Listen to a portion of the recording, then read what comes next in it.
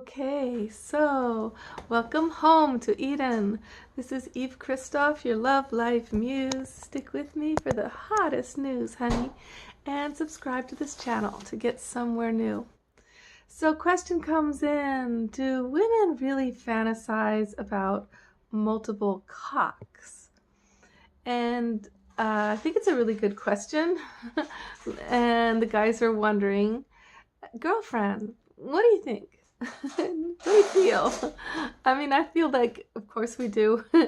But the question came in with a comment that was really disturbing to me because the guy says, well, I hear that women, fantasize about a gangbang. And, don't you know that, Eve, that they really do want multiple cocks?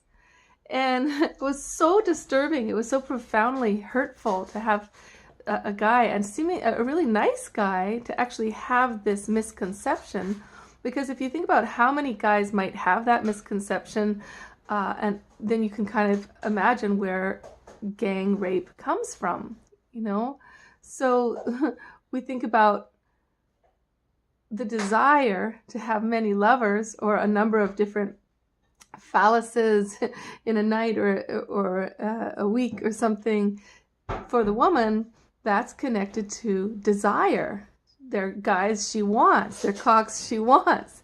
They're not random disembodied cocks at her, coming at her, hurting her, and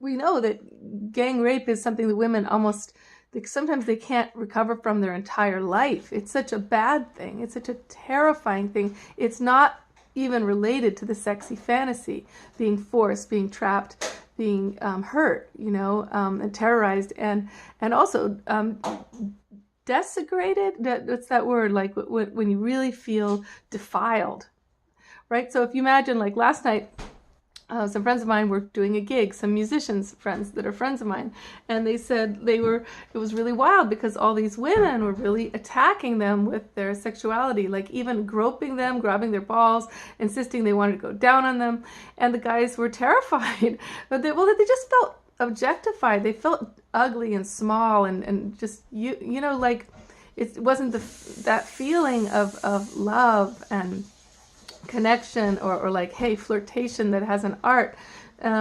They were pretty much disgusted. So it's the same thing. Like guys they fantasize about different women they could be with here and there, and different women they could try out, of course, but that's not the same thing as being treated by a group of women like you're an object and like you're just to be used, right? It's a really different feeling. So the desire to know more, explore more, exchange more energy with different kinds of people is a completely normal desire. It's a healthy desire to know oneself, to know God, to know more of life, to experience more, and to receive more. But the actuality of such a fantasy happening is really, really different. Like, in what situation would it actually work out? A married couple who brings in a hired guy, well, then he's being used. A married couple who brings in another couple, well, all the couples I know who did that exercise, they ended up swapping. Like, they're not even together anymore. People who are not devoted to each other and have numerous lovers, that makes a little more sense, because here you go, people actually have relationships with those other people. Each person is giving them something that I guess that the other people are not, and so they go. I think us women, the biggest question is for us these days is, well, the desire for more is actually the desire for one man to really fulfill us. And because the men are not doing that full-on connection thing as much anymore, like where you get courted and you get commitment and you get to make agreements together and you actually fall in love with each other, and then the intimacy becomes very, very subtle, and you get to know each other's bodies. I mean, that's the kind of thing that is worth monogamy to a woman. And in that situation, she might still fantasize about other guys and other experiences she could have, But in the end, a really feminine woman who's being met is going to fall deeper and deeper in love with her guy that she's got. But if she's not being met, that's the thing. That's where most of our fantasy life is coming from these days, is that we're not really being met that very much, because you have all these guys now overworking. They're overworking. They work so much, and part of that's this American society is not paying people enough, but it's also that the guys have their priorities really off. Like, their priority is for money and power, and they don't even see that love could be at the center. So now women are like, yeah, I can imagine another guy and another guy and another guy, one who would meet me more romantically, one who would be much more passionate, one who would be much more soft, one who would be more emotional, one who would meet my intellect, one who would be like really like tease me, like. So really what our fantasy life for multiple cocks is really about, the one guy that we used to be able to, if you're a guy and you want to really have a woman fall in love with you, you want to be all those guys. You're going to be the subtle guy, the emotional guy, the intense guy, the family man, the intellectual companion.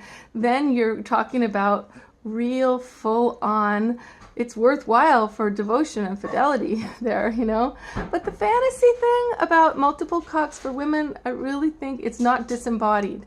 For the women, it's actual, the fantasy is they're embodied men. The desire is for many men. It's not for many cocks. For men, it might be for many pussies, and then that's how they manage to do a gang rape, is basically the women are replaceable for them. So it doesn't matter so much who she is. But for women, it really matters who he is. And this is more reasons why you need to learn from the feminine. Because the feminine is more evolved in all of these subtle ways in the arts of love, and her integrity, her heart, her life, her soul is connected to actual love and value of what is. It doesn't mean that she might not also be lascivious and lustful and want to have a lot of fun sometimes and just let it all go and have multiple men. That's all could be part of her existence, but it's, mark my words, it's going to be connection oriented. It's not going to be like just bring me a bunch of guys I don't know, like, what circumstance could that really work? Okay, let's think again. Okay, so some safe space. It would have to be a safe space in which she has chosen, people who she knows to protect her and make sure that this is a sacred experience done with incredible love and respect. Because the moment it comes into this thing of these men just all, using her body and treating her like she's not a human, that's terrifying. It's hate, and it's going to destroy her sense of self. And the right for a woman to have a big appetite, a big sexual appetite, should never be something that men feel they can insult her for and hurt her for and punish her for, when they know that really it used to be a well-known fact that women's libidos were higher than men's.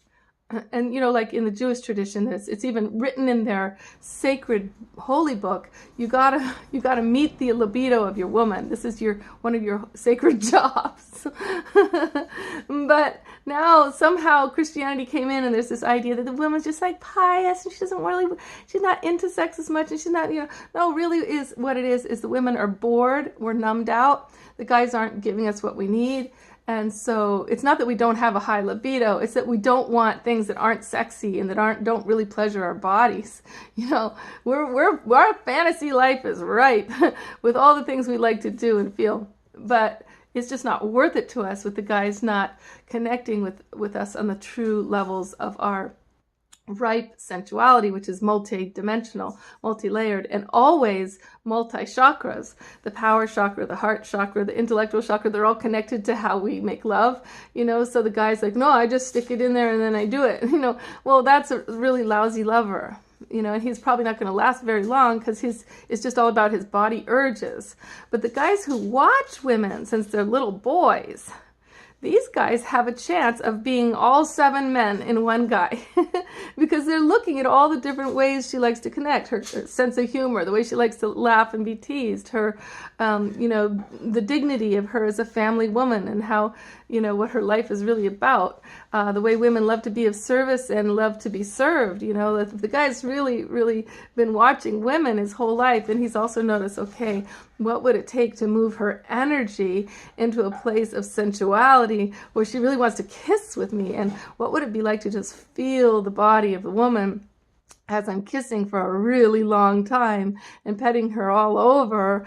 These are guys who are like, they're really into receiving the feminine. Now, where do you see these guys? Where do they exist? Because we can get into this thing like, well, do they exist anywhere? But I was just in Costa Rica, and I have to say it was really amazing to watch the way the men, the young boys watched women there, and the way they were attentive to us, the young teenage boys, attentive to us, wanted to know who we were, where we were from, what we think about. They wanted to connect. They wanted to watch us. It was such a subtle way that they were paying attention to us. And the older men were so regal and royal in making us feel like that we were protected by their attention, like in terms of what they were creating in the sacred space of the retreat I was at. It was so clear that without too much distraction, without a world where there's so much opportunity to make money and power, in Costa Rica there's not that much opportunity. What's the most exciting, interesting thing going on in the whole world? It's women. And the guys they spend their life watching and listening and trying out different things. And this was very moving to me. Like, I was like, oh my God, I feel so held and protected and loved and celebrated. And these are just people who are just doing their jobs around me. They're not my men or anything like that.